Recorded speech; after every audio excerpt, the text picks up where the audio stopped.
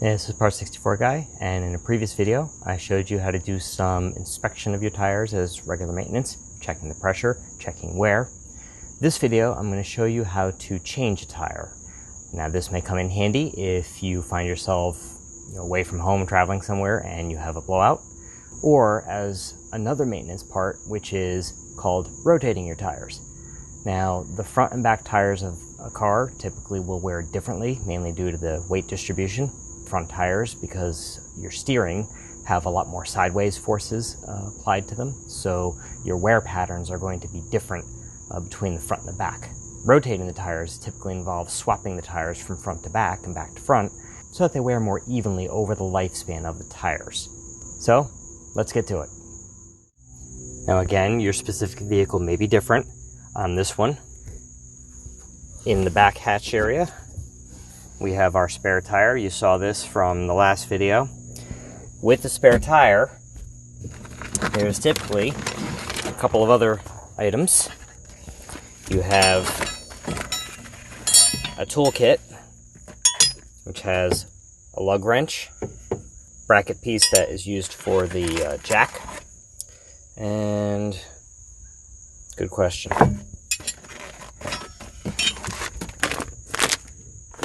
And also a belt for securing the flat tire. And then over on the side here is a jack.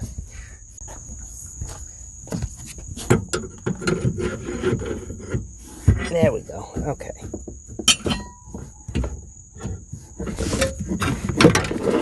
Okay. That's a scissor jack, which basically works is as you turn this, the thread closes and pushes this up. And that's what's going to lift the car. These are not meant for long-term lifting, so you typically want to get done as quickly as possible. Preferably if you have something else to prop the car, you want to do that as well.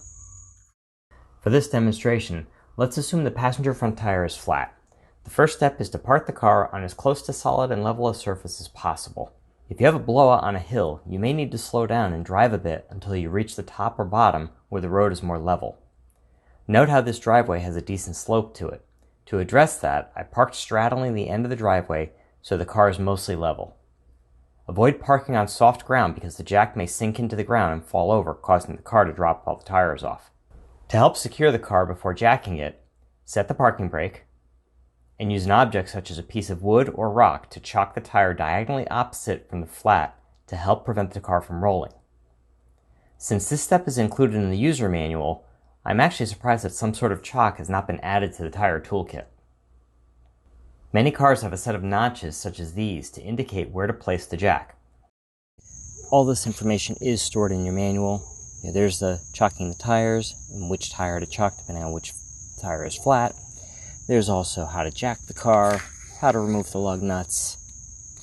All this information is stored in the manual, so be sure to read it. Now, depending on what kind of car you have, it may determine the type of lug nuts. Now, on this car, these are aluminum alloy wheels. There is no hubcap. If there's a hubcap, you'll need to remove that. That's typically where you would use this tool here. You would gently pry the hubcap and remove it from the wheel. These, because this is actually the rim, this whole thing comes off. This is where they're more susceptible to theft because these are typically more valuable. There's typically a lock tool, and you can see here that this is a special lug nut with a special pattern, and it will come with a corresponding socket. You need to make sure you have one of these. Know where it is before you go traveling, because if you do run into a problem, you need to be able to get the tire off. So just gently take this, put that on, it'll line up, and then you can put the lug wrench on. Per the manual, before jacking the car, slightly loosen the lug nuts.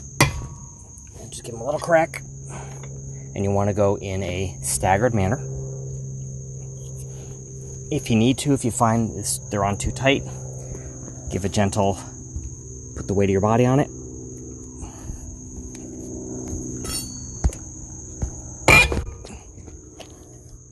Just be careful when they do go.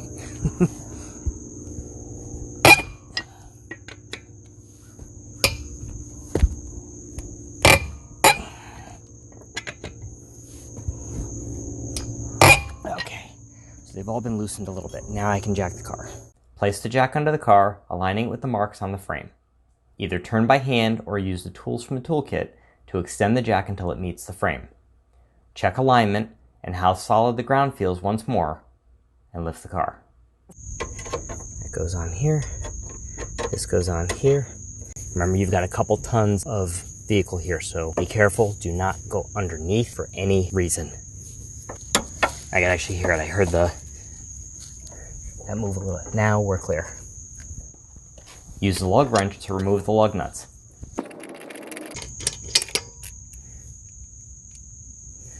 Again, vehicles might be a little bit different. They might look a little different. This is the keyed one. You'll see that there's a tapered section here.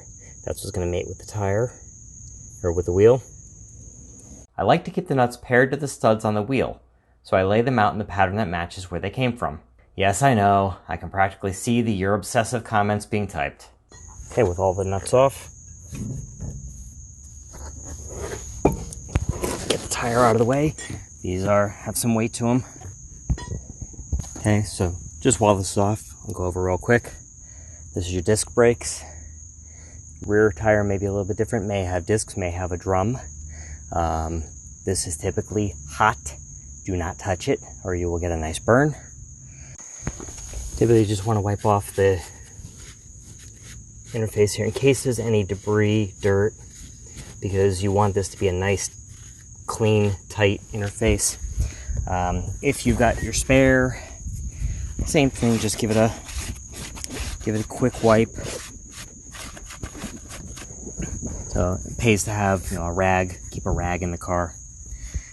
And then get the new tire in position. When positioning the new tire, align the holes in the rim with the wheel studs. Be careful not to bang into them too hard, as you do not want to damage the threads or bend the studs. In this case, I should have jacked the car up another ½ inch or so. I will get a couple of lug nuts on to hold the tire just in case the jack gives out. So that's a mistake I made. So this is good so that you don't make the same mistake. Make sure you have a little bit of clearance, especially when you are jacking up a flat tire. Flat tire is not going to have as much clearance before it actually spins free. The new tire is going to be, especially if you use a full-size spare. If it's a compact spare, it may be a little bit shorter, so it might be okay.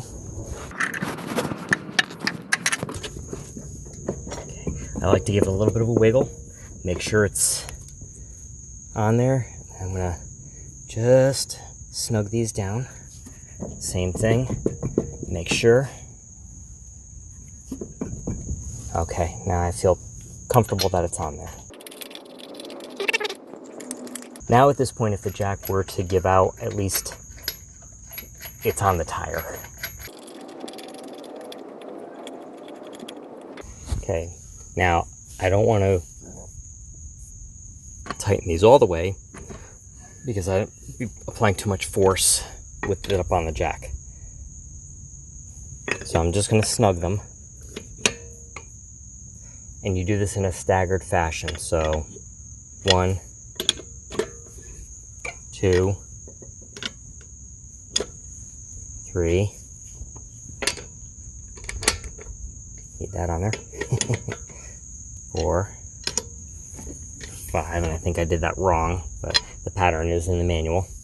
And the reason why you want to do that is you don't want to cause uneven forces that could crack your rim or cause it to not sit right. Because once this car starts moving, you're going to get a lot of vibration, and it could vibrate these nuts loose, causing you to lose your wheel while you're driving. Not a good situation. Note, I did not lower the car before fully tightening the lug nuts. That's what I get, again. I was worrying more about the video than what I'm doing, and I messed up the sequence. After snugging the nuts, lower the car, and then fully tighten them. Now, let me give you a little tip on how to do this if you are a little short in the upper arm strength category. A little lesson in physics. Manual said 76 foot-pounds. This lug wrench is about 11 inches, so it's almost a foot. Which means if I were to apply 76 pounds of force out here, at 1 foot, that would be 76 foot-pounds of torque on this nut. So if you were to apply, let's say you're 150 pounds like me, if I apply about half my body weight up here, that'll put this at the right torque.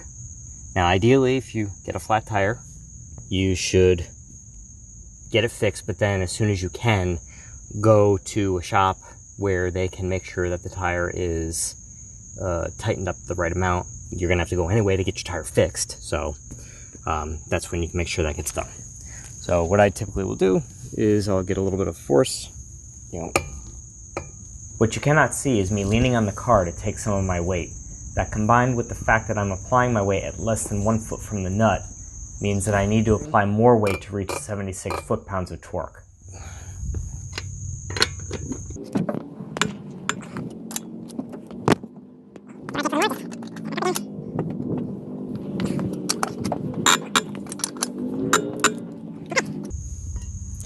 Lower it down. Make sure that there's nothing around. Now, if you're alone, it's okay, but if you're with anybody, give it all clear. Make sure, okay, I'm dropping the car. Make sure that everybody's accounted for. You don't want any surprises.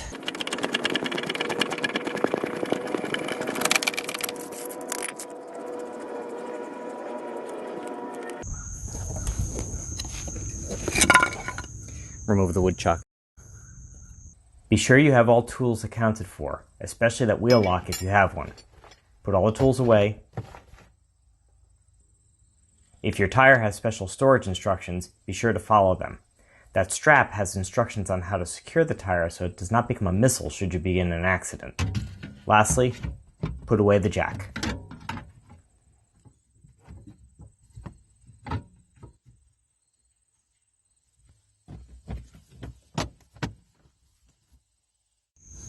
Okay, so that was changing a tire. That would be in the event you ran into a problem with a flat tire while you're out somewhere.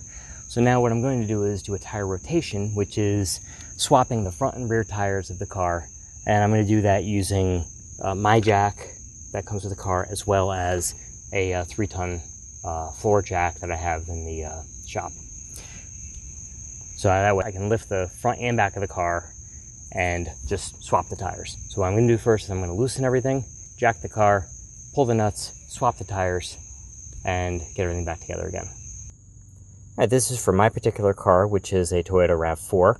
You'll see here in the manual, tire rotation is front to back. If the vehicle has a full-size spare, which this one does not, you would rotate the spare into the mix as well. Check the manual for your specific car, as it might be different.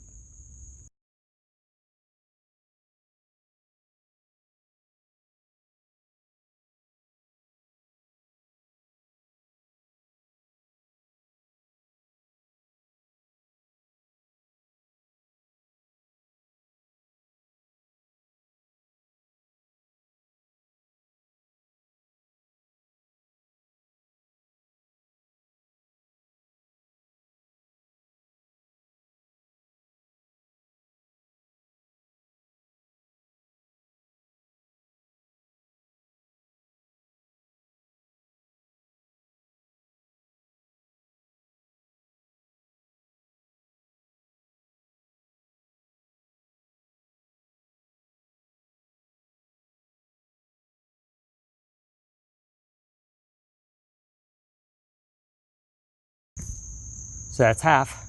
I'll repeat for the other side, and then my tires are rotated. Anytime I do anything with the tires, whether it's rotation or if I have to change them, I don't trust myself necessarily to get the right torque or to make sure that they're, on secure. You never know, especially if you're in, a stressful situation like, oh crap, I just blew a tire. So what I do is I'll take it for a little bit of a drive, and then I'll check the lug nuts again, just to make sure that nothing loosened up, that everything is still nice and tight. Alright, well, that wraps up another video. Hopefully, if you came across this wondering what the heck, how do I change a tire, hopefully seeing this has given you the ability to see what needs to be done and give yourself the confidence to be able to do it should you wind up in a situation where you're stuck and you have to do it. Definitely check your manual in your car. A lot of good information in there. As I always say, know your limits. If you run into something where you just don't feel safe or don't feel comfortable, get help. There's motor clubs and insurance companies that help. And as always, I am open to suggestions. Please leave me a comment. Let me know what you think. Or if you have any suggestions for other videos you'd like to see me do. Don't forget to hit that subscribe button and the notification bell. And I will see you with the next video. Thanks so much for watching. This is Part 64 Guy. See you later.